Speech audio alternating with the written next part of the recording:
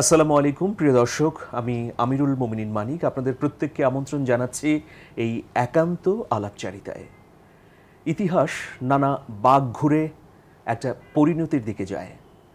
ইতিহাসে অসংখ্য বাঁক প্রতিবাক থাকে, কখনো উত্থান আসে, আবার কখনো পতনও ঘটে।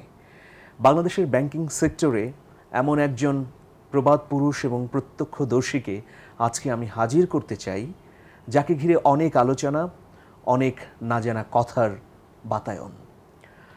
প্রিয় দর্শক, আজ আমাদের মাঝে উপস্থিত রয়েছেন বাংলাদেশে ইসলামী ব্যাংকিং সেক্টরের কিংবদন্তি, যিনি নানা ঘাত প্রতিঘাতের মধ্য দিয়ে আবার গণ অভ্যুত্থানের পর বাংলাদেশে এসেছেন।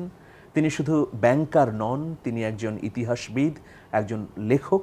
সবচেয়ে বড় কথা হচ্ছে তিনি জীবন ঘনিষ্ঠ মানুষ, জনাব মোহাম্মদ আব্দুল মান্নান। তাকে আমরা আজকে পেয়েছি।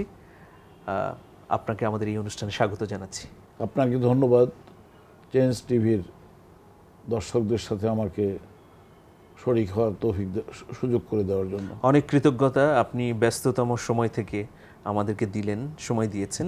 নিশ্চয়ই আমাদের দর্শক অনেক কিছু জানতে পারবে আপনার কাছ থেকে। প্রথম বিষয় আপনার কাছে জানতে চাওয়া, দীর্ঘ 7.5 বছর পর আপনি বাংলাদেশে এসেছেন। গণ অভ্যুত্থান হয়েছে 5ই আগস্ট 2024 তারিখে। এরপর নতুন বাংলাদেশে এসে আপনার অনুভূতি কী? নতুন বাংলাদেশ সম্পর্কে আমার অনুভূতি শুধু বাংলাদেশে এসে নয়, বাংলাদেশে আসার আগেই এক ধরনের অনুভূতি তৈরি হয়েছে, নতুন অনুভূতি, যেটা আমি এভাবে বলতে পারি যে আমি জুলাইয়ের ঘটনা শুরু হওয়ার আগেই আমি নিউ ইয়র্ক থেকে লন্ডনে এসেছিলাম আমার মেয়ের বাসায়, এবং সেখানে থাকা অবস্থায় প্রথমে গাজার ঘটনাগুলো দেখছিলাম, গাজাতে কি মানবিক বিপর্যয়। এরপরে আমি দেখলাম হঠাৎ করে বাংলাদেশে একটা স্ফুলিঙ্গ দেখা দিল, যেটা প্রবীণরা করতে পারেননি, তারুণ্য সেই ক্ষেত্রে একটা কি বড় ধরনের ভূমিকা পালন করছে, এর প্রত্যক্ষদর্শী হওয়ার একটা সুযোগ পেলাম এখন আপনাদের এই ইলেকট্রনিক মিডিয়ার মাধ্যমে। তো ইলেকট্রনিক মিডিয়াতে এমন অবস্থা হলো, সারা রাত জেগে তখন বাংলাদেশের এই ঘটনা প্রবাহ দেখতাম। এমনকি যখন একটু ঘুমাতে যেতাম ফজরের নামাজের পরে, তখন হয়তো আমার মেয়ের জামাই কিংবা মেয়ে ডেকে বলতো, আবু মানে নতুন মোড় নিয়েছে ঘটনা। মানে প্রতি মুহূর্তে আমরা এক্সাইটেড ছিলাম, সব কাজ ফেলে সারাক্ষণ বাংলাদেশের এই ঘটনাগুলো দেখছিলাম, কিভাবে আমাদের সন্তানেরা দুই হাত দুই দিকে বাড়িয়ে দিয়ে তারপর বুক চিতিয়ে গুলি নিচ্ছে, এবং কিভাবে তারা সামনে তারপরেও গুলি খেয়ে খেয়ে শহীদের মিছিল তৈরি করে তারা সামনের দিকে যাচ্ছে। এটা বাংলাদেশের ইতিহাসে নজিরবিহীন। বিশ্ব ইতিহাসেও এই ধরনের পরিবর্তনের ঘটনা আমার কাছে মনে হয় খুব বেশি ঘটেনি। এই অভূতপূর্ব পরিবর্তনের পরে আপনি বাংলাদেশে এলেন। আমি যতটুকু জানি যে একদম খালি হাতে আপনি এসেছেন বাংলাদেশে, কাপড় চোপড়ও নিয়ে আসেননি, কারণ আপনি এতটাই উত্তেজনার মধ্যে ছিলেন, এতটাই আগ্রহ ছিল নতুন বাংলাদেশকে দেখবার জন্যে, যে আপনি একদম সাধারণভাবে চলে এসেছেন, থাকার কোনো চিন্তা ছিল না। কিন্তু এখানে এসেই, যেহেতু যারা অন্তর্বর্তী সরকার গঠন করেছে তারা জানে আপনার সক্ষমতা, আপনার দক্ষতা, সুতরাং তারা প্রত্যাশা করছিল এইরকম একজন ব্যক্তিকে আবার ব্যাংকিং সেক্টরে নিয়ে আসবার জন্যে। এরপর আপনাকে দায়িত্ব দেওয়া হলো রাষ্ট্রের সর্বোচ্চ জায়গা থেকে। আপনি ফার্স্ট সিকিউরিটি ইসলামী ব্যাংকের চেয়ারম্যান হিসেবে দায়িত্ব পেলেন। কেমন উপলব্ধি? অ্যাবসলিউটলি, এটা আমি বলবো আবার নতুন করে এটা আমার কাজের ক্ষেত্রে ফিরে আসার সুযোগ হলো ফার্স্ট সিকিউরিটি ইসলামী ব্যাংকে এই দায়িত্ব গ্রহণের মাধ্যমে।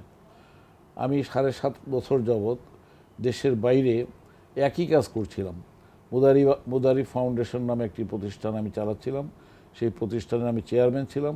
এটার উদ্দেশ্য ছিল আমেরিকাতে ইসলামী ব্যাংকিং চালু করা।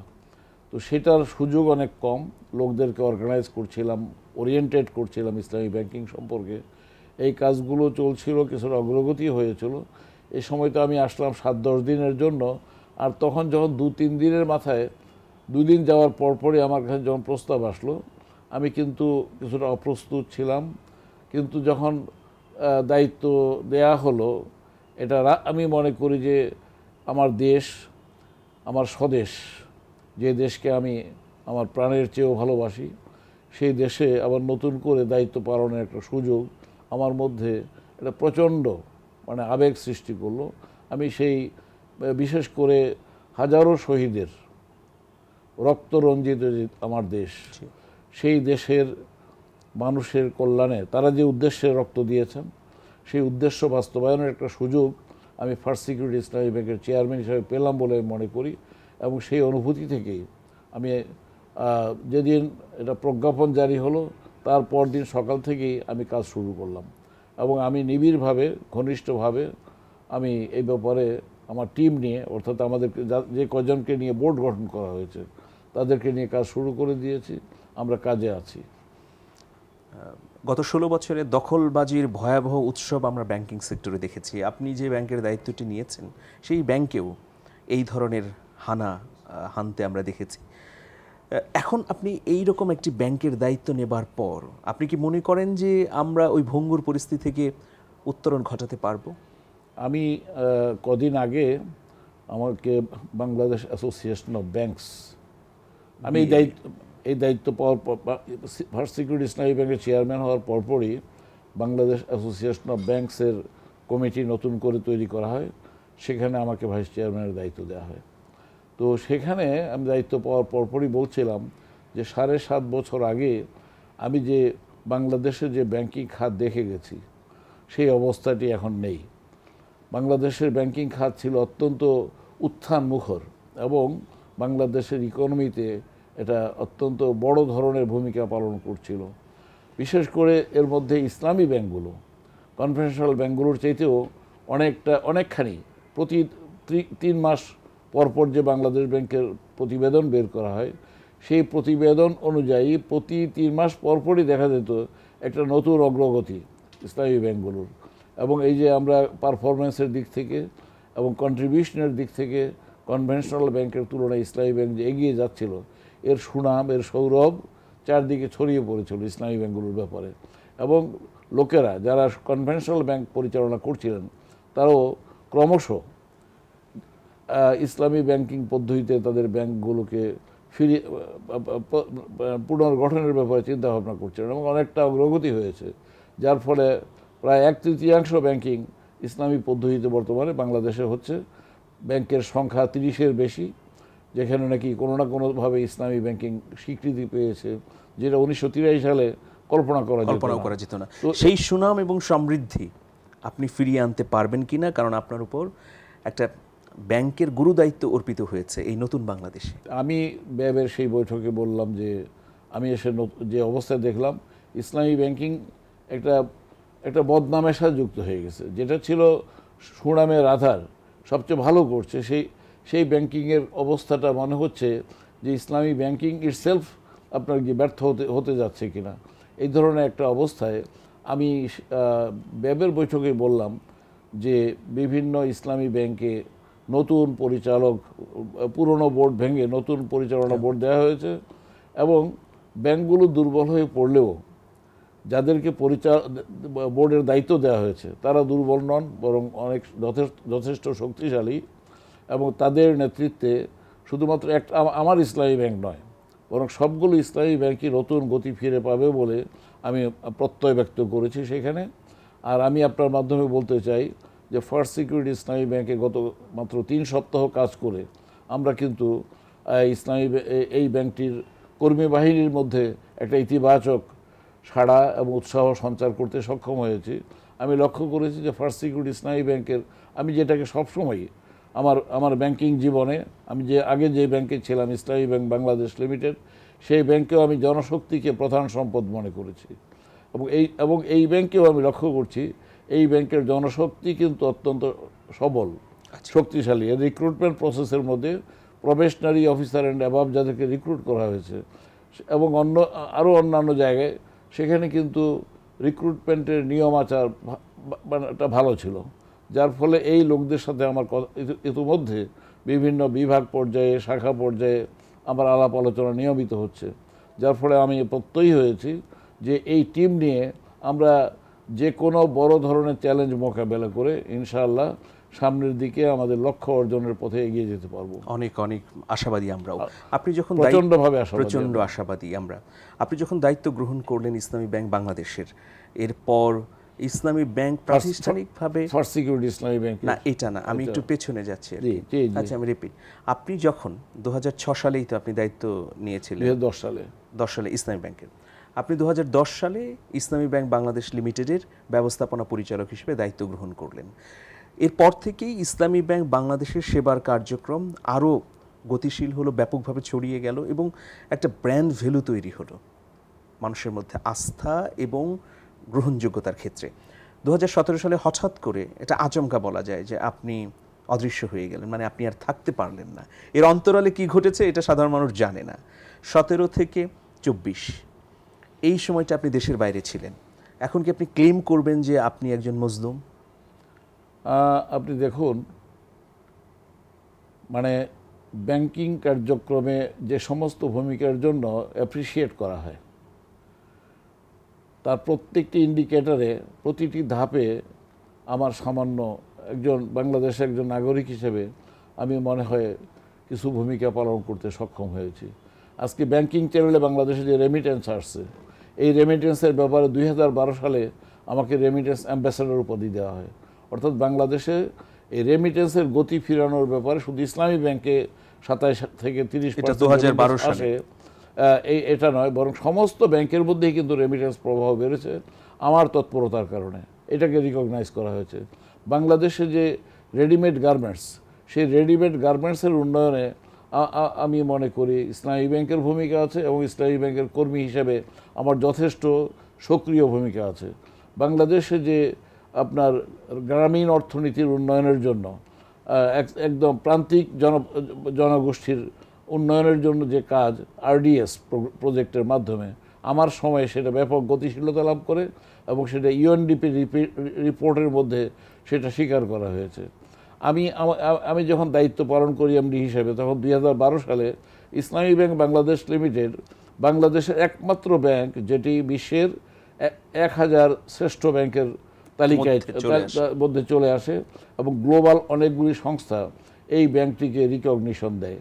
এবং আরও বলতে চাই যে 2013, 14, 15 এই 3 বছরের আমার যে পারফরমেন্স, সেই পারফরমেন্সের জন্য এই সমগ্র এশিয়া, প্যাসিফিক এবং গালফ এই সমুদ্র এলাকার 11,500 ম্যানেজিং ডিরেক্টর অর্থাৎ প্রধান নির্বাহী, তাদের মধ্যে আমাকে বেস্ট ম্যানেজার হিসেবে স্বীকৃতি দেওয়া হয়, আমাকে অ্যাওয়ার্ড দেওয়া হয়, এশিয়ান ব্যাংকার সিইও লিডারশিপ অ্যাচিভমেন্ট অ্যাওয়ার্ড। এই অ্যাচিভমেন্টগুলো বাংলাদেশের জন্য আসলে সুনাম বয়ে আনে। এরপরে আমরা দি ব্যাংকার যে জানেন আপনি, মানে এটা লন্ডন থেকে প্রকাশিত ফিনান্সিয়াল টাইমস পত্রিকার একটি বিশ্ববিখ্যাত ব্যাংকিং সংক্রান্ত ম্যাগাজিন, সেই ম্যাগাজিন আমাদেরকে কিন্তু পুরস্কৃত করে। এভাবে একটার পর একটা জাতীয় এবং আন্তর্জাতিক স্বীকৃতি যখন আমরা লাভ করলাম, তখন স্বাভাবিকভাবেই এই টিমকে আমি পরিচালনা করেছি এবং এটা সবাই স্বীকার করেছেন যে আমার সময়টাতে বাংলাদেশের যে প্রধান ইসলামী ব্যাংক, এই ব্যাংকটি সর্বোচ্চ পরিমাণে অগ্রগতি সাধিত হয়েছে। এই অবস্থার মধ্যে এটা যখন উত্তুঙ্গ পর্যায়ে চলে এসেছে ইসলামী ব্যাংকিংয়ের অগ্রগতি, সেই সময় যখন আমাকে আকস্মিকভাবে সম্পূর্ণ অস্বাভাবিক উপায়ে আমার দায়িত্ব থেকে সরে যেতে হলো এবং দেশ ত্যাগ করতে হলো আমাকে, এই বিষয়টি নিশ্চয়ই ত্যাগ করতে হলো সেটা যদি আমাদেরকে বলতেন। যে এই যে একটা এমন একটা সময় এসে আপনি যখন এই ব্যাংক অগ্রগতির চূড়ান্ত শিখরে যাচ্ছিল, সেই মুহূর্তে আপনি নাই।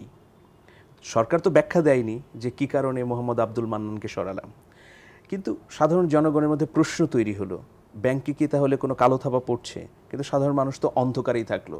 কেবলমাত্র যে ভালোবাসা তৈরি করেছিলেন মানুষের মধ্যে আস্থা দিয়ে, সেই কারণে ব্যাংকটা টিকলো, কোটি গ্রাহকের ব্যাংকে পরিণত হলো, কিন্তু ধুঁকতে থাকলো। এরপরে আমরা দেখলাম যে ষড়যন্ত্র আরও শানিত হলো এবং এই ব্যাংকটাকে একদম ধ্বংস করার জন্যে যা যা করা দরকার তাই করা হলো। আপনি অনেকগুলো অ্যাওয়ার্ডের কথা বলেছেন, আন্তর্জাতিক রেটিংসের কথা বলেছেন। এই অ্যাওয়ার্ড, রেটিংস, সুনাম, এগুলোই কি আসলে কাল হয়েছিল বলে মনে করেন? আসলে এই প্রশ্নের জবাব কিন্তু 1-2টি বাক্যে দেওয়া সম্ভব নয়। এটা অনেক বিস্তৃত পটভূমি আছে। 2006 সাল থেকে ইসলামী ব্যাংকের বিরুদ্ধে একটা ধীরে ধীরে ইসলামী ব্যাংক ধ্বংসের ব্যাপারে একটা কম্বাইন প্রোপাগান্ডা, একটা প্রপাগান্ডা চলেছে এবং এক্সট্রা টেরিটোরিয়াল প্রপাগান্ডাও ছিল। এবং দেশের ভিতরে বিভিন্নভাবে বিশেষ করে যারা এই ব্যাংকটাকে রক্ষা করা উচিত তথ্যাভিজ্ঞ হিসেবে তারাও কিন্তু অপপ্রচার চালিয়েছেন ইসলামী ব্যাংকের বিরুদ্ধে, রাজনৈতিক প্রপাগান্ডারও শিকার হয়েছে। ইসলামী ব্যাংকের বিরুদ্ধে মিছিল বের করা হয়েছে। স্বরাষ্ট্রমন্ত্রী নিজে ইসলামী ব্যাংক সম্পর্কে বলেছেন এই ইসলামী ব্যাংক থেকে ইসলামী ব্যাংকের আয়ের 8% জঙ্গি অর্থায়নে ব্যয় করা হয়। এখানে একটু বলতে চাই যে স্বরাষ্ট্র প্রতিমন্ত্রী শামসুল হক টুকু তিনি এখন জেলে আছেন নানা ধরনের দুর্নীতি, অপকর্ম এবং গণহত্যার সংশ্লিষ্টতার অভিযোগে। তা আমরা শুনেছিলাম সেই সময় যে তিনি কোনো ধরনের তথ্য প্রমাণ ছাড়াই একটা ব্রিফিংয়ে হঠাৎ করে বলেছিলেন যে ইসলামী ব্যাংকের 8% টাকা সেটা জঙ্গি অর্থায়নে ব্যবহৃত হচ্ছে। এই ঘটনা যদি একটু বলতেন।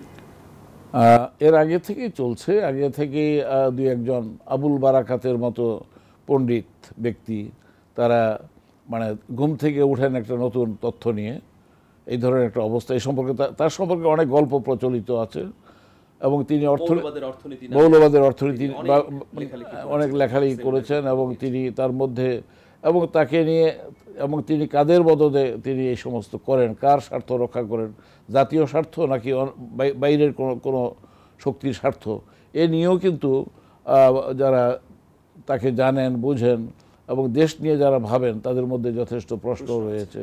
আমি একবার তাকে জিজ্ঞেস করেছিলাম একটি সমাবেশে, সকল ব্যাংকের চেয়ারম্যান এবং সকল এমডিদের মাঝখানে আমি তাকে জিজ্ঞেস করেছিলাম, আপনি অর্থনীতি সমিতির সভাপতি হিসেবে আপনার কাছে আমি 10% সময় পাও না, আপনি ইসলামী ব্যাংকে যাবেন এবং 10% সময় ব্যয় করবেন।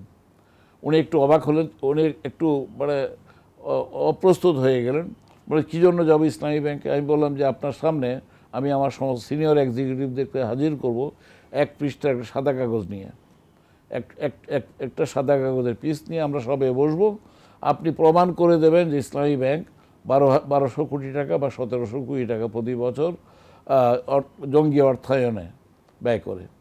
যদি প্রমাণ করে দিতে পারেন তাহলে সেখানে বসে ইসলামী ব্যাংকের সমস্ত ঊর্ধ্বতন নির্বাহীরা দস্তখত করে ব্যাংক থেকে রিজাইন করে তারা আর তাদের ডেস্কে ফিরে যাবে না, সরাসরি বাসায় চলে যাবে। এটা আপনি প্রমাণ করে, আমি চ্যালেঞ্জ দিলাম। কিন্তু সেখানে অনেক ম্যানেজিং ডিরেক্টর এবং বিভিন্ন ব্যাংকের বেশ কজন চেয়ারম্যান উপস্থিত ছিলেন। আমরা দুজন কথা বলছিলাম এবং আমাদেরকে ঘিরে বেশ কজন লোক ছিল। হ্যাঁ, তিনি পুরোপুরি অপ্রস্তুত হলেন এবং তিনি কোনোদিন কিন্তু এই চ্যালেঞ্জ গ্রহণ করেননি। আমি চ্যালেঞ্জ করিয়ে থাকি যে আপনি যদি 1 টাকা যদি দেখাতে পারেন যে ইসলামী ব্যাংকের আমি অ্যাজ ম্যানেজিং ডিরেক্টর আমি দায়িত্ব নিয়ে কথা বলছি, 1 টাকা ইসলামী ব্যাংক থেকে নিয়ম বহির্ভূতভাবে অন্যদিকে গেছে, তাহলে আমরা সবাই মিলে, শুধু আমি না, আমার ব্যাংকের সিনিয়র এক্সিকিউটিভ টিম সবাই মিলে রিজাইন করে বাড়ি চলে যাব, আমাদের ডেস্কে ফিরে যাব না। এই চ্যালেঞ্জ তিনি গ্রহণ করেননি, কিন্তু এই অপপ্রচার চলেছে এবং এই অপপ্রচারের ধারায় এটা দীর্ঘদিন চলে পরিস্থিতিটিকে ইসলামী ব্যাংকের প্রতিকূলে নেওয়ার চেষ্টা করা হয়েছে। আমরা সেই প্রতিকূলতা মোকাবেলা করে প্রতিটি দিন অতিবাহিত করেছি এবং আমাদের ব্যাংকের সামনে বিভিন্ন ধরনের পরিস্থিতি তৈরি করা হয়েছে। এগুলোকে উপেক্ষা করে মানে জানবাজি রেখে আমাদের কর্মীরা সেখানে কাজ করেছে। আমাদের এটিএম বুথগুলো পুড়িয়ে দেওয়া হয়েছে অথবা ভেঙে ফেলা হয়েছে, আমাদের ব্রাঞ্চগুলোতে আগুন ধরিয়ে দেওয়া হয়েছে, আমাদের ব্রাঞ্চের সামনে ব্যানার লটকিয়ে দেওয়া হয়েছে, ব্যাংক বন্ধ হয়ে গেছে। এইসব ঘটনার পেছনে তো শামসুল হক টুকুরও ইন্ধন আছে, তার যে একটা বক্তব্য যেটা ডিজাস্টার তৈরি করেছিল। শামসুল হক টুকুকে আমি ওই দিনই সন্ধ্যার সময় গিয়ে তার বাসায় গেলাম, তাকে ফোন করলাম যে আমি আপনার সাথে দেখা করতে চাই। তিনি মেহেরবানি করে আমাকে তার বাসায় যাওয়ার সুযোগ দিলেন। আমি গিয়ে তার সাথে বসলাম, তার একদম বেডরুমের পাশে একটা ছোট্ট রুমে সেখানে আমরা পাশাপাশি দুজন বসে আমি কিছু কথা বললাম তাকে ব্যাংকিং সেক্টরের সেন্সিটিভিটি সম্পর্কে। জন আস্থার একটা প্রতিষ্ঠান, এছাড়া ইন্টারন্যাশনাল সকল সংস্থা এইগুলোকে বিশেষভাবে দেখে থাকে। আমি যা বললাম যে আপনি কি দায়িত্বশীলতার সাথে কথা বলেছেন, আপনি কি তথ্য নিয়ে কথা বলেছেন নাকি এমনি বলেছেন? উনি বললেন মুখ দিয়ে ফস করে বেরিয়ে গেছে। ফস করে একজন মন্ত্রীর মুখ দিয়ে এমন একটি কথা বেরিয়ে যায় যেটা জাতীয় স্বার্থের জন্য অত্যন্ত মারাত্মক। যে কারণে ওই দিন দুপুরেই তিনি সকালে বলেছেন আর সেই দিন দুপুর 2টার সময় বাংলাদেশ ব্যাংকের গভর্নর এবং অন্য কর্মকর্তারা একত্রিত হয়ে আমাদের যারা বিদেশি ব্যাংক এবং এজেন্সি আছে তাদেরকে ডেকে ক্লিয়ারেন্স দিতে বাধ্য হলেন যে আমরা সবসময় ইসলামী ব্যাংকের কার্যক্রম দেখে থাকি, সেখানে এই ধরনের কোনো অনিয়মের ঘটনা নেই এবং আমরা ক্লিয়ারেন্স দিচ্ছি আপনাদেরকে ইসলামী ব্যাংকের সাথে সব ধরনের স্বাভাবিক লেনদেন অব্যাহত রাখুন। এই যে পরিস্থিতিটা একজন মন্ত্রী তৈরি করলেন, এটা কোনো স্বাভাবিক দেশের ঘটনা না। কোনো দেশের কোনো ক্যাবিনেটের কোনো মন্ত্রী এই ধরনের দায়িত্বহীন কথা বলতে পারেন, কিংবা ঢাকা বিশ্ববিদ্যালয়ের একজন নামকরা প্রফেসর যাকে নাকি একটি পাবলিক রাষ্ট্রায়ত্ত ব্যাংকের চেয়ারম্যান করা হয়, তিনি 1200 এবং 1700 কোটি টাকা আপনার জঙ্গি অর্থায়নের কথা বলেন এবং তারপরে তাকে যখন চ্যালেঞ্জ করা হয় তখন তিনি চুপসে যান। এই ধরনের পরিস্থিতি সম্ভবত দুনিয়ার সবচেয়ে যাদেরকে মনে করা হয় যে জঙ্গলি মনে করা হয়, এরকম জঙ্গলি দেশে বোধ হয় এর দৃষ্টান্ত নাই। মানে আপনি বললেন যে ওই সময় সরকারের বিভিন্ন মন্ত্রী পর্যায়ে এবং দায়িত্বশীল পর্যায় থেকে নেতিবাচক বক্তব্য দেওয়া হলেও বাংলাদেশ ব্যাংকের তৎকালীন গভর্নর ডক্টর আতিউর রহমান তিনি সহযোগিতা করেছিলেন ইসলামী ব্যাংকের রক্ষার জন্য। জি, এটা তো ঠিক, এটা ঠিক। আচ্ছা, তারপরে এই আরো সময় গড়িয়েছে, 17 সালের মধ্যে নানা ধরনের প্রতিবন্ধকতা এসেছে, পরিচালক মানে পর্ষদের মধ্যে নন প্রফেশনাল ব্যক্তিদের ঢোকানো হয়েছে যাদের সঙ্গে ব্যাংকিং সেক্টরের কোনো সম্পৃক্ততা নাই। এদের মধ্যে একজন হচ্ছেন শামীম আফজাল, পরবর্তীতে তাকে পরিচালক করা হয়েছে এবং 17 সালে আপনি চলে গেলেন দেশের বাইরে। যেতে কি বাধ্য হয়েছিলেন নাকি কৌশলগত অবস্থান থেকে যেতে গিয়েছিলেন ব্যাংকে রক্ষার জন্য? আমরা শুনে থাকি যে গোয়েন্দা সংস্থা আপনাকে বাধ্য করেছিল চলে যাবার জন্য। আমি এই ব্যাপারে আমার মুখ থেকে 7.5 বছর কোনো কথা বলিনি, তবে পত্রপত্রিকা এসেছে, এমনকি বিদেশি পত্রিকা ইকোনমিস্টের মতো পত্রিকা ফুল পেজ কভারেজ দিয়েছে আমার এই ইয়ের উপরে যে গোয়েন্দা সংস্থার গান পয়েন্টে এমডিকে পদত্যাগ করতে করানো হয়েছে। এমনকি একই দিনে চেয়ারম্যান, ভাইস চেয়ারম্যান পদত্যাগ করেছেন এবং এমডি পদত্যাগ করেছেন। 3 জনেরই পদত্যাগের কারণ হচ্ছে তারা অসুস্থ, শারীরিক কারণে তারা দায়িত্ব পালন করতে পারছেন না। আবার পত্রিকায় লেখা হচ্ছে যে মান্নান সাহেবের সাথে যোগাযোগ করা হলো, তিনি বললেন আমি ভালো আছি। এটা কিন্তু সেই দিনের পত্রিকায়, পরের দিনের পত্রিকায়, দৈনিক পত্রিকায় আমি প্রথম আলোতে এটা ছাপা হয়েছে, যা জনাব আব্দুল মান্নানকে আমরা যোগাযোগ করলাম, আপনি কেমন আছেন, তিনি বললেন আমি ভালো আছি। অর্থাৎ এই যে বিষয়টা, তারপরে আমি কোনো সাক্ষাৎকারে বলেছি যেই প্যাডের মধ্যে স্বাক্ষর নিয়ে আমাকে পদত্যাগ করানো হয়েছে, এটি ইসলামী ব্যাংক এই ধরনের প্যাড 1983 সাল থেকে অদ্যাবধি কখনোই ছাপেনি। অর্থাৎ এটি ইসলামী ব্যাংকের প্যাড নয়, এটি একটি ফেক কাগজ। ফেক কাগজের মধ্যে স্বাক্ষর নিয়ে, জোরপূর্বক স্বাক্ষর নিয়ে আমাকে পদত্যাগ করানো হয়েছে এবং পদত্যাগের পরেও আমি দেশে নিরাপদ বোধ করিনি এবং নিরাপদ থাকিনি। আমাকে দেশ থেকে বাইরে চলে যাওয়ার জন্য চাপ দেওয়া হয়েছে এবং তখন আমি দেশ ছেড়ে বাইরে চলে যেতে বাধ্য হই, যেই দেশকে আমি আমার প্রাণের চাইতেও বেশি ভালোবাসি এবং দেশের জন্য কন্ট্রিবিউট করাটাকে আমি আমার পবিত্র দায়িত্ব মনে করি। আমি আমার 7.5 বছর ধরে বাংলাদেশের জন্য যেভাবে কাজ করা দরকার ছিল সেভাবে কাজ করার সুযোগ পাইনি, আমি বঞ্চিত হয়েছি। আপনি তো সেই সময় অবশ্যই প্রতিবাদ করেছিলেন যখন এই ধরনের অনৈতিক ঘটনাগুলো একের পর এক ঘটছিল এবং আগে থেকে প্লট তৈরি হচ্ছিল। সর্বশেষ আপনার সাইন একটা ফেক প্যাডের মধ্যে নেওয়া হলো, তখন কি আপনি আপনার জায়গা থেকে প্রতিবাদ করেছিলেন বা আপনি কি অনড় ছিলেন কিনা? কেউ কেউ অভিযোগ করেন যে আপনি হয়তো অনড় না থেকে ব্যাংকে না বাঁচিয়ে আপনি বিদেশে চলে গেলেন তাদের বন্দুকের নলের মুখে। কে অভিযোগ করেন এটা আমি জানি না। কোনো হৃদয়বান মানুষ, কোনো সৎ মায়ের সন্তান এই ধরনের অভিযোগ করতে পারেন না। আমি কথাটা একটু শক্তভাবে বললাম, এই ল্যাঙ্গুয়েজে কথা বলতে আমি অভ্যস্ত নই। কোনো সৎ মায়ের সন্তান, কোনো সতী নারীর সন্তান আমার সম্পর্কে এই ধরনের অভিযোগ করার স্পর্ধা রাখে না। আমার ব্যক্তিত্ব, আমার অতীত কর্মকাণ্ড এটা প্রকাশ করে না। বরং আমি যে পরিস্থিতিতে আমি গেছি, যাওয়ার পরে আমি গিয়ে আমি সম্পূর্ণ এখান থেকে কোথায় যাব সেটা আমার কাছে পরিষ্কার ছিল না। আমার কাছে এমন কোনো বাংলাদেশের বাইরে আমার কোনো ঠিকানা নেই। আমি দ্রুত তখন আমি আমার মেয়ের বাসায় যাই। মেয়ের বাসায় কদিন থাকতে পারবো? 5-6 মাস থাকার পর 5 মাস থাকলাম। এর মধ্যে আমি মালয়েশিয়াতে আমি পিএইচডির জন্য একটা আবেদন করলাম। সাথে সাথে তারা সেটা অ্যাকসেপ্ট করলেন এবং সেখান থেকে বলা হলো আপনি শুধু ছাত্র হিসেবে আসবেন না, বরং আপনি আমাদের ফ্যাকাল্টিকে সমৃদ্ধ করবেন। তারপরে সেখান থেকে আমি আমেরিকায় গেলাম। 5 মাস যখন হলো তখন আমার পক্ষে যখন লন্ডনে এরপরে আবার ফিরে আসতে পারবো, মাল্টিপল আমার ভিসা আছে, কিন্তু আমি তখন আমেরিকায় গেলাম। আমেরিকায় আমার মাত্র 5 মাসের ভিসা আর বাকি ছিল। এই অবস্থার মধ্যে আমি আমেরিকায় গেলাম। সেখানে যাওয়ার পরে আমার কিছু শরীদ, এদের মধ্যে একজন অ্যাটর্নিও ছিলেন, তিনি বললেন যে আপনি তো আপনার ইন্টারন্যাশনাল অ্যাওয়ার্ড আছে, এই অ্যাওয়ার্ড নিয়ে আমরা আমেরিকান সরকারের কাছে এটা করব যে এটা অত্যন্ত তারা রিকগনিশন দেবে এটাকে। এবং এটা পেশ করা হলো, এটার কাগজপত্র রেডি করতে থাকলো তারা। এর মধ্যে আমি কিন্তু মালয়েশিয়ার ভিসা নিউ ইয়র্কে বসেই জোগাড় করলাম। যখন আমি ভিসা অফিসে গেলাম তারা বললেন যে আপনি তো ঢাকা থেকে গিয়ে ভিসা নিতে হবে। আমি বললাম যে না, আমি মালয়েশিয়ার সাথে পরিচিত, বহুবার মালয়েশিয়ায় গেছি, তোমাদের দেশের প্রধানমন্ত্রীর সাথে আমার এই দেখো সম্পর্ক আছে। অর্থাৎ আমার একটা ইন্টারভিউ ছিল মাহাথির মোহাম্মদের সাথে, সেখানে 2টা ছবি ছিল। আমি দেখালাম যে আমার সম্পর্ক, আমার কানেক্টিভিটি ইন মালয়েশিয়া এই ধরনের। মাহাথির মোহাম্মদের সাথে ছবি দেখে ওই ভদ্রলোক ভিতরে চলে গেলেন তার বসের কাছে, সেখান থেকে ঘুরে এসে বললেন পাসপোর্ট দাও। পাসপোর্টের মধ্যে তারা ভিসার ব্যবস্থা করলেন। আমি মালয়েশিয়ার ভিসা নিলাম। এর মধ্যে আমার কাগজপত্র আমেরিকায় যে যে সংশ্লিষ্ট অফিস সেখানে তারা জমা দিলেন। 5 দিনের মধ্যে তারা আমাকে অ্যাপ্রুভাল দিলেন EB1A ক্যাটাগরিতে। এটা সর্বোচ্চ ক্যাটাগরি। আইনস্টাইনকে আমেরিকায় আনা হয় যে ভিসায় প্রথম, ইয়র্ক ইউনিভার্সিটিতে অধ্যাপনার জন্য, সেই ভিসা দিয়ে আমাকে সম্মানিত করা হয়েছে আমেরিকাতে। এবং সেই ভিসা নিয়ে আমি কিন্তু সেখানে থাকলাম। কিন্তু আমি থাকলাম কোথায়? আমার তো কোনো ইনকাম নাই। আমি বেসমেন্টে ঘুমিয়েছি গত প্রায় 6-7 বছর।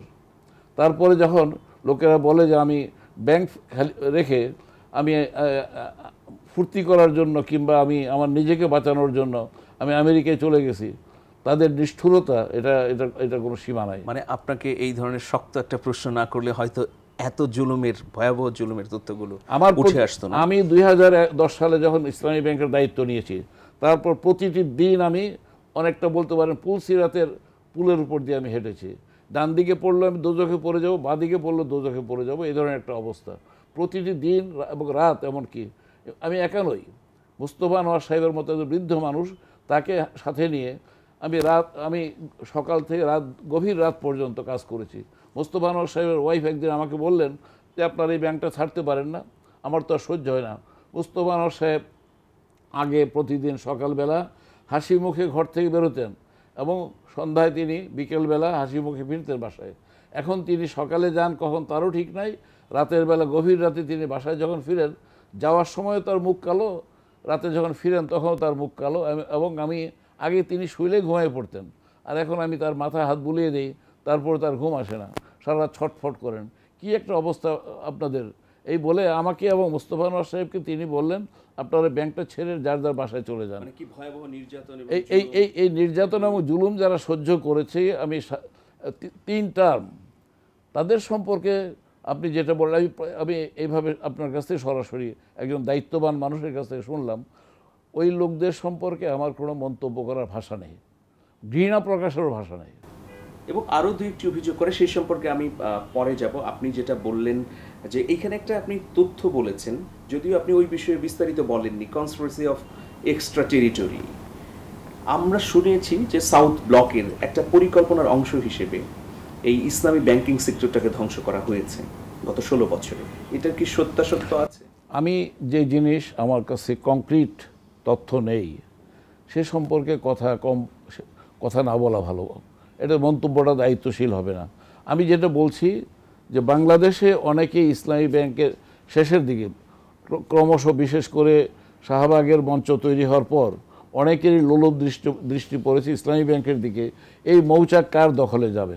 এই জন্য বেশ কয়েকজন নামকরা ব্যক্তি বাংলাদেশের, তারা সরকারি মদতপুষ্ট এবং তারা এক নামে সারা দেশে পরিচিত, এই ধরনের লোকেরা অনেকেই ইসলামী ব্যাংকের মালিক হতে চেয়েছেন। এবং এটাকে রোধ করার জন্য আমাদের যেটুকু সামর্থ্য আছে তখনকার অবস্থায় এর পুরোটাই আমরা কাজে লাগিয়েছি। এবং এটা এটা ইসলামী একটি প্রতিষ্ঠান, ইসলামী ব্যাংক, যেই ব্যাংক এদেশের মানুষের কল্যাণের জন্য অনেক গুরুত্বপূর্ণ ভূমিকা পালন করেছে। ইসলামী ব্যাংক প্রতিষ্ঠার মাধ্যমে সুদ ছাড়া ব্যাংক চলতে পারে এবং সুদমুক্ত ব্যাংকিংয়ের মাধ্যমে জনগণের কল্যাণ বাড়ানো সম্ভব, এই ধরনের এক প্রত্যয় সৃষ্টি করা সম্ভব হয়েছে। সেই প্রতিষ্ঠানটিকে ধ্বংসের হাত থেকে রক্ষা করার জন্য আমি আমার কর্মকালীন সময়ের প্রতিটি মুহূর্ত আমি ব্যয় করেছি। আমি একদম মানে বলতে পারেন যে আমি যখন মধ্যপ্রাচ্যে ছিলাম আমি 2-3 ঘন্টা গড়ে ঘুমিয়েছি। এটা আপনি পোস্ট ম্যাগাজিনে 2016 সালের ইন্টারভিউতে আমি উল্লেখ করেছি যে আমি সৌদি আরবের প্রতিটি গ্রাম চিনি এবং জিসিসি কান্ট্রিগুলোর বিভিন্ন এলাকা আমি যতটা চিনি ওই এলাকার সাধারণ নাগরিকরা অতটা চেনে না। এটা কেন করেছি? রাত দিন জেগে এই প্রতিষ্ঠানটিকে ভালোবেসে। বাংলাদেশে যখন আমি যেখানে দায়িত্ব পালন করেছি, ব্রাঞ্চ ম্যানেজার হিসেবে হোক, হেড অফিসের কর্মকর্তা হিসেবে হোক, ম্যানেজিং ডিরেক্টর হিসেবে হোক, আমি এইভাবেই সময় ব্যয় করেছি। এবং অন্য যে কারোর চাইতে যারা প্রশ্ন তুলবেন, প্রশ্ন তো তারাই তুলবেন যারা এই প্রতিষ্ঠানটিকে ভালোবাসেন। এখন আমি মনে করি আমার চাইতে এই প্রতিষ্ঠানটিকে আর কেউ বেশি ভালোবাসে না, এবং সেটা আমি আমার কাজের মাধ্যমে প্রমাণ করেছি। এবং ব্যাংকের আজকে বর্তমান যে আয়তন এবং বর্তমানে আমি যে অবস্থায়, যে মর্যাদাপূর্ণ অবস্থায় ব্যাংকটিকে রেখে গেছি এবং ব্যাংকের যে কর্মীদেরকে যেই মোটিভেশনের মধ্যে রেখে গেছি, সেটাই তার প্রমাণ। এটার জন্য আমাকে আলাদা করে আমাকে মানে বয়ান হাজির করতে হবে। আপনি চলে যাওয়ার পর 10 থেকে 7 বছর আপনি একটা ভারসাম্য তৈরি করেছিলেন নানা ষড়যন্ত্রের মধ্যেও। আপনি প্রতিদিনই একটু একটু করে সমস্যার সমাধান করে বা সরকারের সঙ্গে আলাপ আলোচনা করে ব্যাংকটাকে কিভাবে একটা সুন্দর কাঠামোর মধ্যে রাখা যায়, পেছন থেকে প্লট তৈরি হচ্ছে, তারপরে আপনি শুধু পেছন থেকে বাইরে থেকে নয়, ভেতর থেকেও প্লট তৈরি হয়েছে। আমি আপনার ইনফরমেশনের জন্য বলে রাখছি, এই ব্যাপারে আমি বিস্তারিত বলছি না। যদি আমি কখনো প্রয়োজন হয় আমি সেগুলোর তথ্য তুলে ধরবো, কারা ভিতর থেকে ষড়যন্ত্র করেছে। এবং বোর্ডের মধ্যে ছিল, যাদেরকে বোর্ডে অন্তর্ভুক্ত করা হয়েছে, ইসলাম মানে আগের বোর্ডের মধ্যে আগের দায়িত্বশীল ব্যক্তিরা যাদেরকে অন্তর্ভুক্ত করেছেন, তাদের ভেতরকার লোকেরা এই পুরো প্লটের সাথে জড়িত ছিল। মোস্তফা আনোয়ার সাহেবের বিরুদ্ধে, যিনি চেয়ারম্যান ছিলেন, তাকে বাদ দিয়ে নিজে চেয়ারম্যান হওয়ার জন্য, এবং আরও এই ধরনের ঘটনা আছে। আচ্ছা, এই জিনিসগুলো আমি আপনাদেরকে একটা ইন্টারভিউতে আমি বলতে পারবো না। এই ব্যাপারে আমি শুধু এইটুকু বলছি, যুগে যুগে বিভিন্ন সময়ে ইতিহাসের বিভিন্ন বাঁকে যেটা আপনি উল্লেখ করেছেন, সেখানে সিরাজউদ্দৌলা যেমন ছিল, মীর জাফরও ছিল। আমাদের ইসলামী ব্যাংক টিপু সুলতান ছিল, মীর সাদিক ছিল, তেমনিভাবে মীর হাবিব ছিল আলীবর্দী খানের সময়ে। তো এই যে মীর জাফর, মীর সাদিক এবং মীর হাবিব ইসলামী ব্যাংকের একেবারে সংকটজনক অবস্থায়, সেখানেও কিন্তু ইসলামী ব্যাংকের বোর্ডের মধ্যে আপনার সে ধরনের মীর জাফর, মীর সাদিক, মীর হাবিব আপনি খুঁজে পাবেন। এই ধরনের বিষয়ে যদি প্রশ্ন আসে, আপনি যখন এই প্রশ্ন করেছেন, কেউ মনে করেন এই কেউ জবাব দেওয়ার জন্য, এই 2-4 জনের জবাব দেওয়ার জন্য যদি আপনি প্রয়োজন মনে করেন, তাহলে কিন্তু আমি সেই সমস্ত লোকদের নাম প্রকাশ করব। তবে আমি মনে করি এটা সঠিক সময় নয়। হ্যাঁ, আরেকটু পরিষ্কার করলাম যে অনেকে এই প্রশ্নটা তুলে ক্রেডিবিলিটি নষ্ট করতে চায়, সেই জন্য আমি অন্য প্রশ্নে আসছি। আমি অনেকে শব্দটাকে আমি আবার কিন্তু কোট আন কোট এটাকে আমি নিচ্ছি না, কেউ আমি বলেছি। কারণ হচ্ছে যে আমি দেখেছি যে আমি লোকদের পালস আমি পাঠ করি। আমি যখন দেশে এসেছি, ইসলামী ব্যাংকের ভেতরকার কি সংখ্যক মানুষ কতটা আনন্দ প্রকাশ করেছে, এবং ইসলামী ব্যাংকিংয়ের যে ভ্যাকুয়াম সৃষ্টি হয়েছে এখানে, সেই ভ্যাকুয়াম দূর করার ব্যাপারে আমাকে এখানে ভূমিকা পালন করা দরকার বলে কত সংখ্যক মানুষ আমার সাথে যোগাযোগ করেছে। তার থেকে আমি বুঝতে পারি যে সেখানে জি আমাকে ভালোবাসা নয়, ইসলামী ব্যাংকিংয়ের জন্য আমার কিছুটা ভূমিকা ছিল, সেটা রিকগনিশন দিচ্ছে তারা এর মাধ্যমে। আমি নিজেকে আমি অত্যন্ত যোগ্য লোক দাবি করছি না, কিন্তু লোকেরা, বহু লোক, এখানে আমি বলতে পারি বহু লোক এবং অগণিত সংখ্যক মানুষ মনে করে যে বাংলাদেশের ইসলামী ব্যাংকিং মুভমেন্টে আমার প্রয়োজন ফুরিয়ে যায়নি।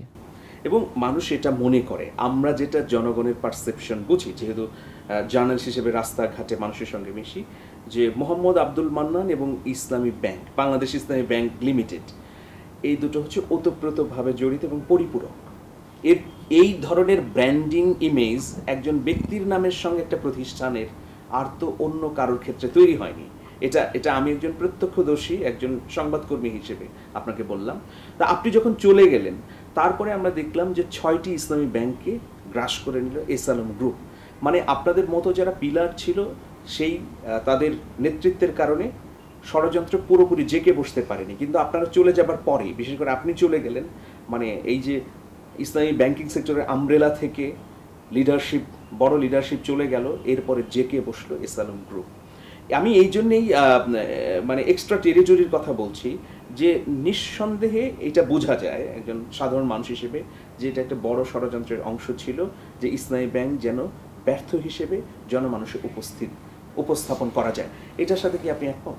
এখানে আমি আবারও বলছি যে যে সম্পর্কে আমি স্পষ্টভাবে জানি না, আমার কাছে আমাদের দেশের অনেক কিছুতেই এক্সট্রা টেরিটোরিয়াল ইনফ্লুয়েন্স বিভিন্নভাবে রাজনীতিতে, সংস্কৃতিতে, আমাদের অর্থনীতিতে কাজ করেছে। তেমনিভাবে ইসলামী ব্যাংকিং যেভাবে বাংলাদেশে যেভাবে নিচে থেকে, অন্য অনেক দেশ আছে, মালয়েশিয়াতে হয়তো সেখানকার কোনো একজন প্রভাবশালী মন্ত্রী একটি ব্যাংক করেছেন, তারপর সেই ব্যাংকটা অতটা ফ্লারিশ করেনি। হ্যাঁ, আর একই সময়ে যে ইসলামী ব্যাংক বাংলাদেশ লিমিটেড প্রতিষ্ঠিত হলো, কিছু সংখ্যক মানুষ, অত্যন্ত বলা যায় আর্থিকভাবে দুর্বল মানুষ, 5 লক্ষ টাকা করে পুঁজি দিয়ে যে ব্যাংকটা করলেন, এটা বিশ্বের মানচিত্রে এটা বড় ব্যাংক হিসেবে দাঁড়িয়ে গেল। এবং ইসলামী ব্যাংকিংটা এখানে যে জোয়ার সৃষ্টি করলো জনগণের মধ্যে, এটা যাদের কাছে ভালো লাগার কথা নয়, যারা এটাকে হুমকি মনে করেন, জনগণকে ঐক্যবদ্ধ করছে, জনগণের অর্থনীতির উন্নয়ন ঘটাচ্ছে, এটা যাদের কাছে, যাদের চোখে বিসদৃশ্য বা তাদের ইচ্ছানুরূপ মনে না হয়, তারা এটা করতেই পারে। এটা করেছে। এবং দেশের ভিতরে আমরা বরাবরই দেখেছি, আনফর্চুনেটলি এই ধরনের ইস্যুকে, ইসলামের নামযুক্ত এই ধরনের বিষয়কে ঠেকিয়ে দেওয়ার জন্য এই দেশেও একটি শ্রেণী তৈরি হয়েছে এবং সেখানে লোভ কাজ করেছে। আমি আপনাকে একটা জিনিস বলি যে অনেকগুলো ঘটনা তো ঘটেছে। সর্বশেষ আমি যখন দায়িত্ব থেকে ছেড়ে দিলাম বা আমাকে ছাড়িয়ে নেওয়া হলো, আমাকে বাধ্য করা হলো, তখনকার একটি ঘটনা বলি। তার 2-4 দিন আগে আমি 5 তারিখে আমার কাগজ স্বাক্ষরিত হয় যে আমি রেজিগনেশন দিচ্ছি স্বাস্থ্যগত কারণে। আর তার 1 সপ্তাহ আগে আমরা বোধহয় 26 ডিসেম্বর আমরা সম্ভবত টুঙ্গিপাড়া ছিলাম। টুঙ্গিপাড়াতে একটা ব্রাঞ্চ উদ্বোধন হয়, সেখানে অধিকাংশ ডাইরেক্টর সেখানে উপস্থিত ছিলেন। আমি সেখানে প্রথম দিন সেমিনারের পরে সব ডাইরেক্টর সাহেবকে আমি অনুরোধ করলাম যে আপনারা চেয়ারম্যান সাহেবের রুমে আসুন। সেখানে তাদের সাথে বসলাম। বসে আমি একটি কাগজ দেখালাম। আমি তাদেরকে জানালাম যে একটি সবুজ কালিতে স্বাক্ষরযুক্ত একটি নির্দেশনা এসেছে, আমরা যেন এই 10 জন লোককে রিক্রুট করি। অর্থাৎ আমাদের ব্যাংকের রিক্রুটমেন্টের যে নিয়মাচার আছে সেটা লঙ্ঘন করে 10 জন লোককে রিক্রুট করতে হবে। আমি বোর্ডকে বললাম যে এই ব্যাংকে শক্তি, যেটা জনশক্তির যে একটা মান, এই মানটা আমরা বজায় রেখেছি আমাদের স্বচ্ছ রিক্রুটিং প্রসিডিওরের মাধ্যমে এবং তাদের যথাযথ প্রশিক্ষণ দানের মাধ্যমে। আজকে যদি এইভাবে বিনা ইন্টারভিউতে, বিনা নোটিসে, অর্থাৎ পত্রিকায় বিজ্ঞাপন দিয়ে তারপর হাজার হাজার লোককে আমরা ইনভাইট করছি, তাদের মধ্য থেকে কিছু লোককে বাছাই করছি, তার পরিবর্তে যদি কারোর নির্দেশে যদি আমরা কয়েকজন লোককে রিক্রুট করি, তাহলে এটা প্যান্ডোরার যে বাক্স খোলা হবে, তার ফলে এই ব্যাংকের কিন্তু স্বাস্থ্যহানি ঘটতে থাকবে। এবং এটা বোর্ড মিটিং নয়, বোর্ডের মেম্বাররা উপস্থিত হয়েছে। মোস্তফা আনোয়ার সাহেব যে ঘরে উঠেছেন টুঙ্গিপাড়াতে সার্কিট হাউসে, সেখানে সবাইকে দাওয়াত করে এনে আমি বিষয়টা বললাম। এবং আমার কাছে সেই চিঠি এসছে যে সবুজকালীতে সরকারের সর্বোচ্চ জায়গা থেকে। তো আপনি যেটা মিন করেন সেই চিঠি নিয়ে আমি বললাম যেখান থেকে আসুক, উই শুড নট, আমরা আমাদের নিয়মাচার ভঙ্গ করা উচিত নয়। কারণ এর আগে আমরা অনেক সর্বোচ্চ জায়গা, তার চাইতে সর্বোচ্চ জায়গা থেকে রিকোয়েস্ট করা হয়েছে কোনো একটি ব্যক্তিকে রিক্রুট করার জন্য। আমরা কিন্তু এই অনুরোধ রক্ষা করিনি। আমরা বলছি নিয়ম ভঙ্গ করব না। আজকে যদি নিয়ম ভাঙ্গার অবস্থা হয় নতুন পরিস্থিতিতে, তাহলে সেটার অংশ আমি হব না। আমি সেটা বোর্ডে পাঠাবো আপনাদের কাছে। আপনারা যদি অনুমোদন দেন, আমি সেটার অংশীদার নই। আমি এইভাবে বলেছি, যতটুকু নিজেকে মন্দ কাজ থেকে দূরে রাখা যায় ততটুকু আমি চেষ্টা করেছি। এই ঘটনার 4-5 দিন পরেই কিন্তু এই 5 তারিখের ঘটনা ঘটে। আচ্ছা আচ্ছা, মানে তাহলে ধারাবাহিকতা ছিল, তৈরি হয়েছিল। আমি একদম এই প্রসঙ্গটা শেষ করে দিতে চাচ্ছি, সেটা হচ্ছে যে আপনি 7.5 বছর ছিলেন না, কিন্তু আপনার যে সক্ষমতা, আপনার যে কৃতিত্ব, সেটার মূল্যায়ন স্বরূপই কিন্তু এই পরিবর্তিত সময়ের বিপ্লবী সরকার আপনাকে আরেকটা গুরু দায়িত্ব দিল।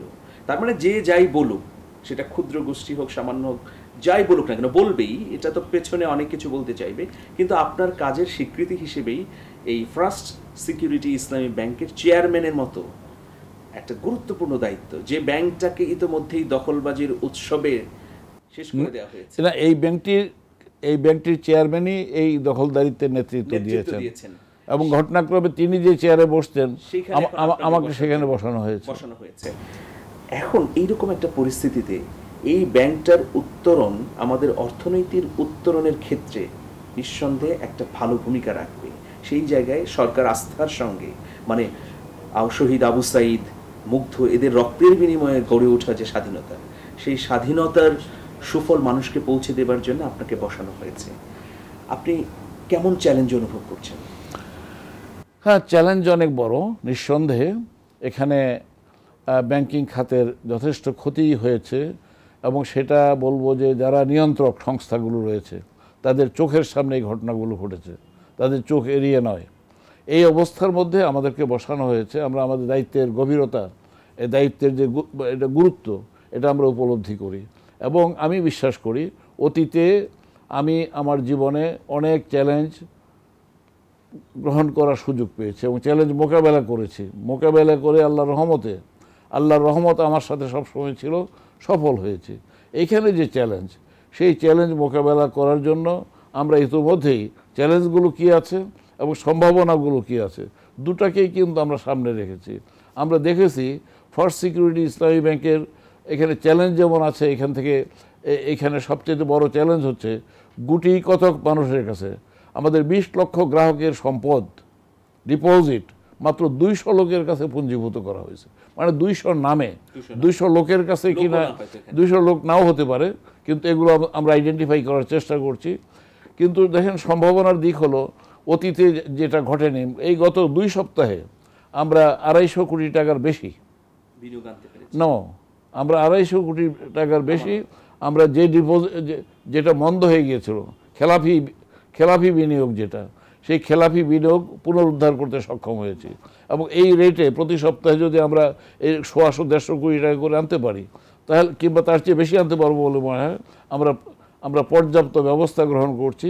যতই দিন যাবে আমাদের ভূমিকা আরও শক্তিশালী হবে, সংহত হবে এবং আমি মনে করি অনেকখানি আপনার এই পরিস্থিতি কাটিয়ে ওঠা সম্ভব হবে আর জনগণের মধ্যে আশাবাদ তৈরি করা যাবে।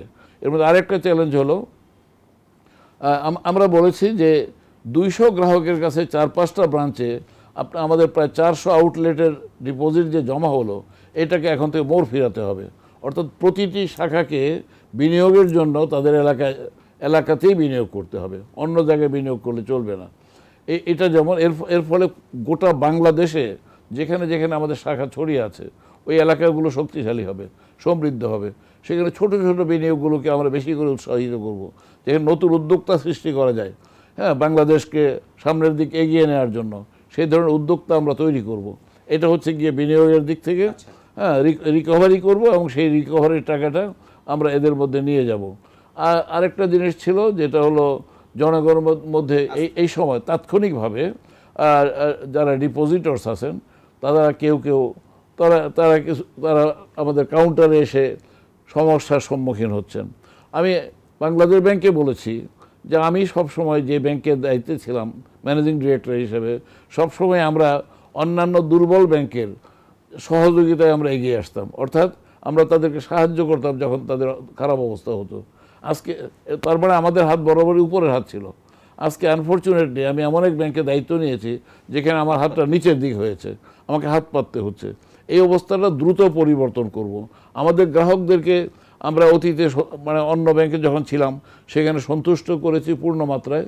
এইখানে কোনোদিন যাতে নাকি ডিপোজিটরকে কাউন্টারে এসে তার চেক নিয়ে ফিরে যেতে না হয়, এই ধরনের অবস্থা ইনশাল্লাহ দ্রুততম সময়ের মধ্যে আমরা করে ফেলব। এবার একজ্যাক্ট ডেট দেওয়া সম্ভব না, কিন্তু পরিস্থিতির দ্রুত উন্নয়ন ইনশাআল্লাহ ঘটবে। আগামী 2 সপ্তাহের মধ্যেই আপনার একটা ভালো রেজাল্ট এই ব্যাপারে দেখতে পাবেন। এখানে একটা হিডেন ফ্যাক্টর কাজ করছে, সেটা হচ্ছে আপনার ব্যক্তি ইমেজ। কারণ আপনি ইসলামী ব্যাংকিংয়ে যেভাবে সফল হয়েছিলেন, ইসলামী ব্যাংক বাংলাদেশ লিমিটেড গড়বার ক্ষেত্রে বা বিস্তৃতির ক্ষেত্রে, সেই ইমেজটা যদি এখানে পরিপূর্ণভাবে কাজে লাগাতে পারে এই ব্যাংক, আপনাকে যদি কাজে লাগাতে পারে, যেমন আমরা ডক্টর মোহাম্মদ ইউনূসের ব্যক্তি ইমেজ দিয়ে অনেক সুবিধা পাচ্ছি। একই উদাহরণ টেনে যদি আমি বলি যে আমরা জনাব মোহাম্মদ আব্দুল মান্নান, যিনি বাংলাদেশের পরীক্ষিত ব্যাংকার, বিশ্বস্ত ব্যাংকার, তার ইমেজটা যদি এই ব্যাংক কাজে লাগাতে পারে, বিশেষ করে আপনি যেভাবে দেশের বাইরে রেমিটেন্স আনার জন্য ছুটে বেরিয়েছেন এবং রেমিটেন্সের একটা বিশাল প্রবাহ তৈরি করেছিলেন, এখানে আপনি বসা মানে একটা আস্থা সবার মধ্যে চলে এসেছে যে এস আলম আউট, জনাব আব্দুল মান্নান ইন। তার মানে সাধারণ মানুষ বুঝতে পারছে এই ব্যাংকটা আবার ঘুরে দাঁড়াবে, এই ব্যাংকে টাকা রাখলে দিন শেষে আমি ফেরত পাবো। এটা একটা ফ্যাক্টর এই ব্যাংকের জন্য। এখন সেই ফ্যাক্টরের জায়গায় আপনি দাঁড়িয়ে আছেন। তো আপনি আগামী 6 মাসের মধ্যে কি যেভাবে এফোর্ট দিয়েছিলেন আপনি ইসলামী ব্যাংক বাংলাদেশে, সেই এফোর্টটা এখানে দেবেন কিনা? আপনি বুঝতেই পারছেন, আমি এই কথাই বলেছি, আমার কাছে ইসলামী ব্যাংকিংটা ইম্পর্ট্যান্ট। ইসলামী bank Bangladesh limited, first security ইসলামী ব্যাংক কিংবা আর 10টা ইসলামী ব্যাংক আছে, সবগুলো ইসলামী ব্যাংক আমার কাছে ইসলামাইজেশন অফ ব্যাংকিং এই আন্দোলনকে এগিয়ে নিচ্ছে। সেই জায়গাটাতে আমি কাজ করছি। আমি যখন 1976 সালে যখন ইসলামিক ইকোনমিক্স রিসার্চ ব্যুরোর মাধ্যমে কাজ শুরু করেছিলাম, তখন কিন্তু কোনো ব্যাংক ছিল না। এরপরে একটি ব্যাংক হয়েছে ইসলামী ব্যাংক বাংলাদেশ লিমিটেড, সেটারও কিন্তু প্রথম নাম ইসলামী ব্যাংক বাংলাদেশ লিমিটেড ছিল না, ঢাকা ব্যাংক এই ধরনের নাম ছিল, Islamic international bank of Dhaka এই ধরনের নাম ছিল। কাজে নেম ইজ নট ইম্পর্টেন্ট, বাংলাদেশের জনগণ ইম্পর্টেন্ট। বাংলাদেশের জনগণকে সুদমুক্ত আর্থিক লেনদেনের মাধ্যমে এবং সুদমুক্ত বিনিয়োগের মাধ্যমে, ডিস্ট্রিবিউটিভ জাস্টিস প্রতিষ্ঠার মাধ্যমে, দরিদ্র মানুষদের কাছে বিনিয়োগের সুবিধা পৌঁছে দেওয়ার মাধ্যমে আমরা বাংলাদেশকে যে গড়তে চাই, সেই স্বপ্ন নিয়েই এটা আমার জীবনের স্বপ্ন। এটা শুধুমাত্র ব্যাংকের লক্ষ্য উদ্দেশ্য নয়, এটা আমার জীবনের লক্ষ্য উদ্দেশ্য। This is my purpose of my life. So এখানে আত্মনিবেদিত হওয়া, একেবারে প্রতিটি শ্বাস প্রশ্বাসকে আমার এই কাজে ব্যবহার করা, এটা আমার প্রতিজ্ঞার মধ্যে, এটা আমার প্রত্যয়ের মধ্যে রয়েছে। সো এখানে আমরা অনেকগুলো নতুন প্রোডাক্ট অলরেডি আমরা করেছি, যেই সমস্ত প্রোডাক্টের উপরে কাজ হতো না, আমরা একদিনে আমরা ক্যাশ ওয়াকফ দিবস ঘোষণা করেছি। ক্যাশ ওয়াকফ আমাদের একটা অত্যন্ত গুরুত্বপূর্ণ প্রোডাক্ট, যে প্রোডাক্টের আলটিমেট বেনিফিশিয়ারি হচ্ছে এই দেশের দরিদ্র মানুষ, যারা ব্যাংকে আসতে পারে না 100 টাকা নিয়েও, সেই ধরনের লোকেরাও এর থেকে ফায়দা পাবে। সো এটা একদিনে 800 অ্যাকাউন্ট খোলা হয়েছে এবং এইটা কয়েকদিনের মধ্যে দেখবেন যে ইনশাআল্লাহ শুধুমাত্র ক্যাশ ওয়াকফ অ্যাকাউন্টের মাধ্যমে এটা হয়ে যাবে। আমি জয়েন করার পরে আমি শুনলাম বিভিন্ন জায়গা থেকে তথ্য আসছে, যারা টাকা তুলে নিয়ে গিয়েছিলেন ভয়ে আতঙ্কে যে এই টাকাগুলো বোধহয় এই ব্যাংক বোধহয় ডুবতে বসেছে, ফেরত পাওয়া যাবে না, তারা এনে টাকা জমা দিচ্ছেন। নতুন নতুন অ্যাকাউন্ট হতে শুরু করেছে। আমরা এখানে আপনার যারা হজে যাবেন তাদের অ্যাকাউন্টগুলো প্রায় বন্ধ ছিল, নিষ্ক্রিয় ছিল। আমরা এখানে মোহর অ্যাকাউন্ট, নারীদের অধিকার প্রতিষ্ঠার জন্য এই ব্যাংকে মোহর অ্যাকাউন্ট আছে। এখানে কিন্তু সবই আছে, কিন্তু এগুলো কার্যকারিতা ছিল না। এগুলোকে বাদ দিয়ে এখানে কিভাবে টাকা কিছু মানুষের কাছে পুঞ্জীভূত করা যায়, সেই চেষ্টাটি করা হয়েছে। সেই চেষ্টা থেকে এই ব্যাংকটা ইতিমধ্যে ঘুরে দাঁড়িয়েছে।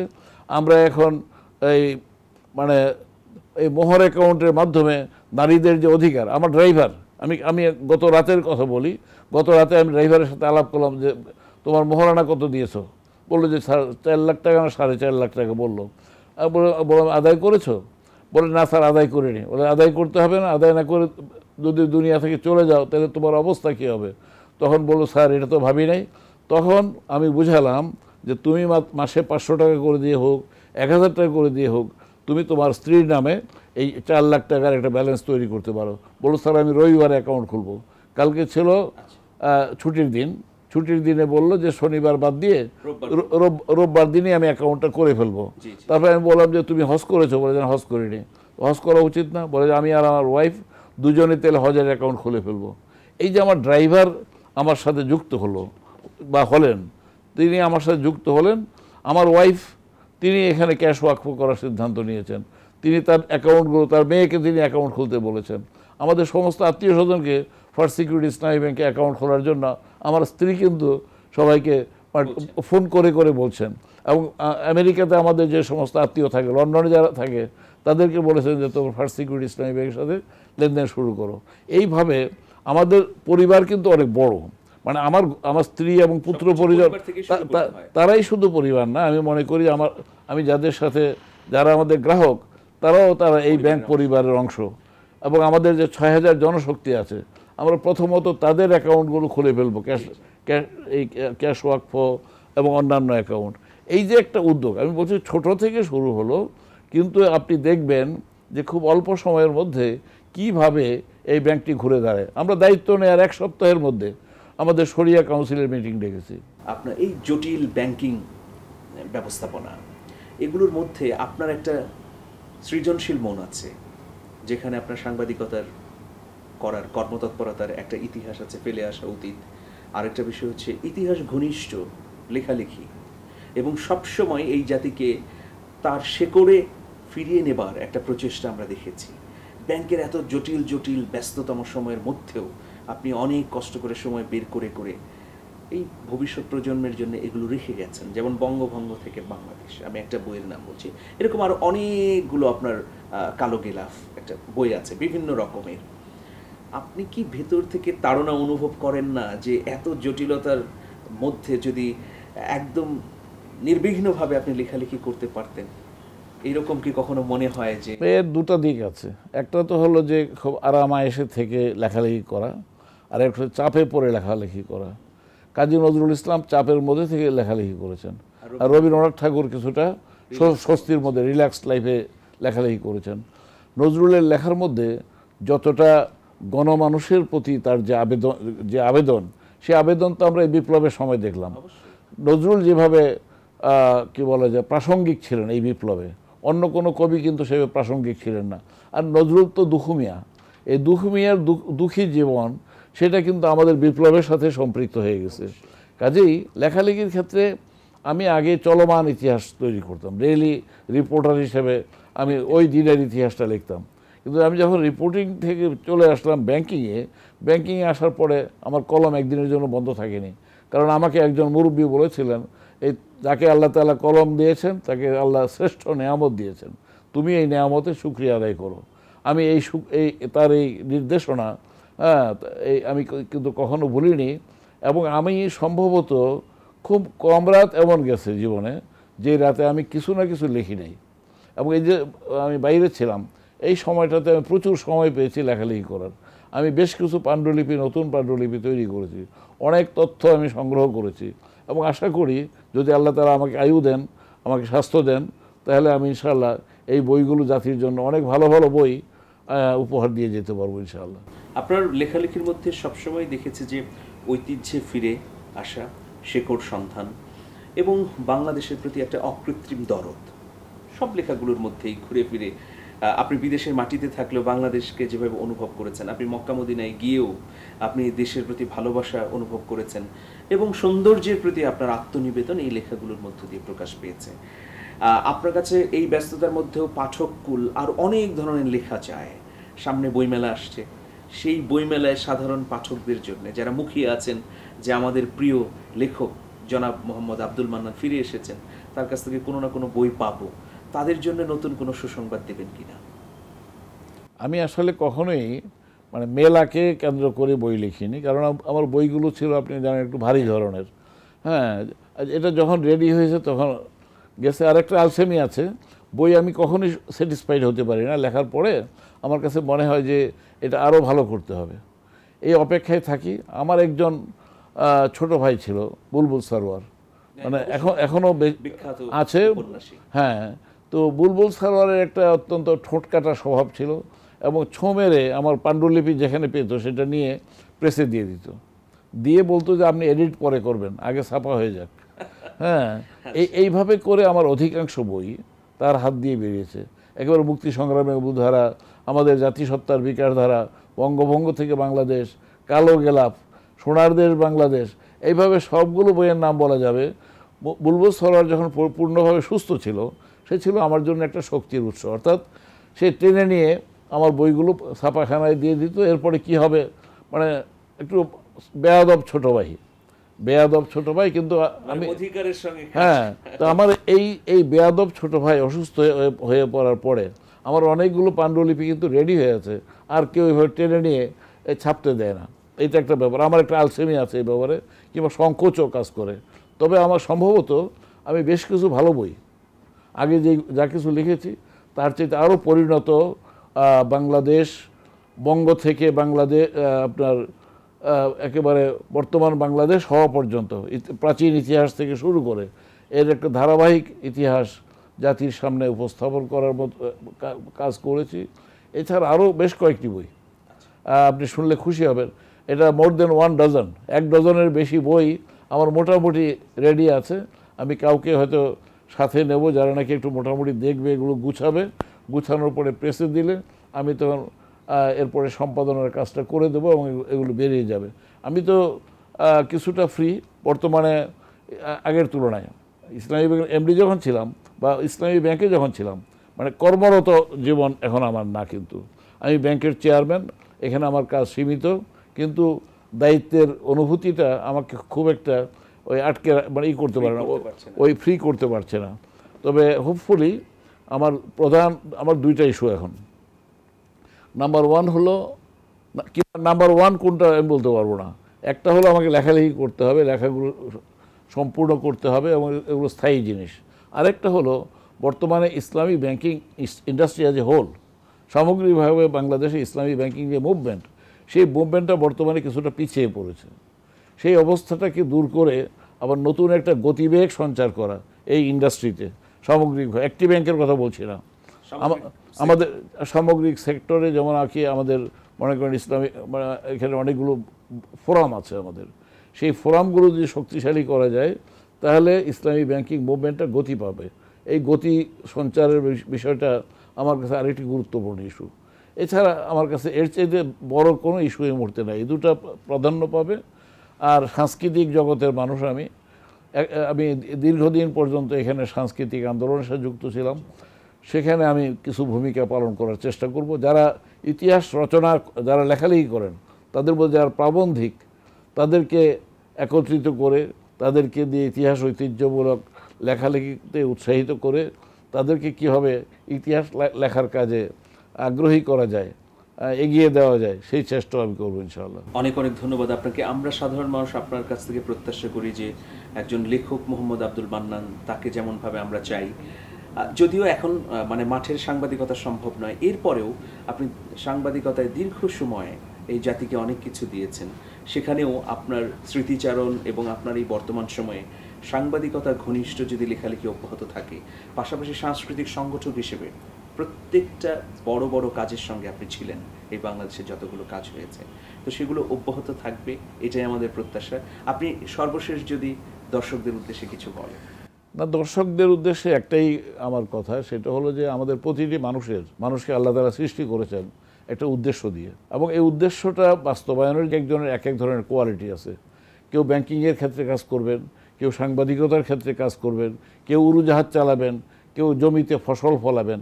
আমরা প্রত্যেকেই যে দায়িত্ব পালন করছি, এটা হচ্ছে ফরজে কিফায়া ধরনের ইবাদত। এই ইবাদত করে আমরা দুনিয়া থেকে জান্নাতে যেতে চাই, এবং প্রত্যেকেই যেন আমরা সক্রিয় থাকি, আমাদের ভূমিকা পালন করি, এবং আমাদের ভূমিকা যেন এমন হয় যে হাসরের মাঠে আমরা বলতে পারি আমরা কোনো মুহূর্ত নষ্ট করিনি, সময় অপচয় করিনি, আমরা আমাদের কর্তব্য অর্থাৎ আমাদের পারপাস অফ লাইফ যেটা, সেটা আমরা পূর্ণ করতে পেরেছি। জীবনের উদ্দেশ্য পূরণের জন্য আমি সবসময় সক্রিয় ছিলাম। আমাকে জিজ্ঞেস করা হবে না যে তুমি এই কাজটি করেছো কি না, আমাকে জিজ্ঞেস করা হবে যে তোমার যে দায়িত্ব ছিল সেই দায়িত্ব পালনের জন্য তুমি চেষ্টা করেছো কি না। নবীদের ব্যাপারে এটা প্রযোজ্য, আমাদের জন্য সেটা প্রযোজ্য। অতএব আমি বলতে চাই যে আসুন আমরা সবাই সক্রিয় হই, আমরা সবাই সোজা আলিফের মতো দাঁড়াই, আমাদের প্রত্যয় নিয়ে আমরা সামনের দিকে অগ্রসর হই। আমরা নিষ্ক্রিয় হব না, হতাশ হব না।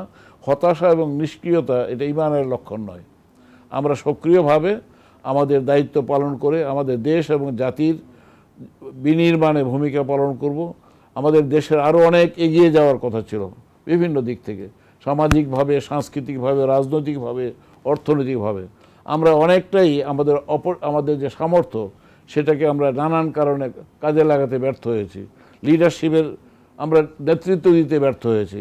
আমরা আশা করি নেতৃত্ব সব জায়গা থেকে বেরিয়ে আসবে। প্রতিটি মানুষকে মনে করতে হবে কোনো না কোনো এরিয়ায় আমার নেতৃত্ব দেওয়ার সুযোগ আছে। আমরা প্রত্যেকে এক একজন নেতা। এটা কিন্তু গত এই বিপ্লবের মধ্যে আমরা লক্ষ্য করেছি। এই বিপ্লবের যে সবচেয়ে বড় সৌন্দর্য সেটা হলো প্রত্যেকে আমি পারি, এই ধরনের একটা অনুভূতি ছিল।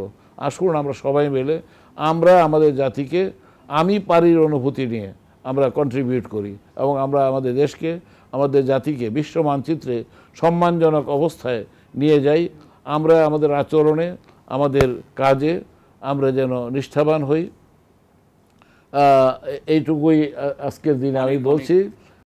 অনেক অনেক কৃতজ্ঞতা এবং উপসংহারহীন ধন্যবাদ আপনার প্রতি। আপনার অনেক মূল্যবান সময় থেকে মানুষের জন্য এতটুকু দিলেন, নিশ্চয়ই আল্লাহ এর প্রতিদান দেবেন, আমরা এই প্রত্যাশাই করি। প্রিয় দর্শক, বড় মানুষকে আমরা চিনব কিভাবে, এই প্রশ্নটা কিন্তু আমরা অনেকেই করি। বড় মানুষ অন্য মানুষকে আশা দেখাতে পারেন, স্বপ্ন জাগান মনের ভেতরে।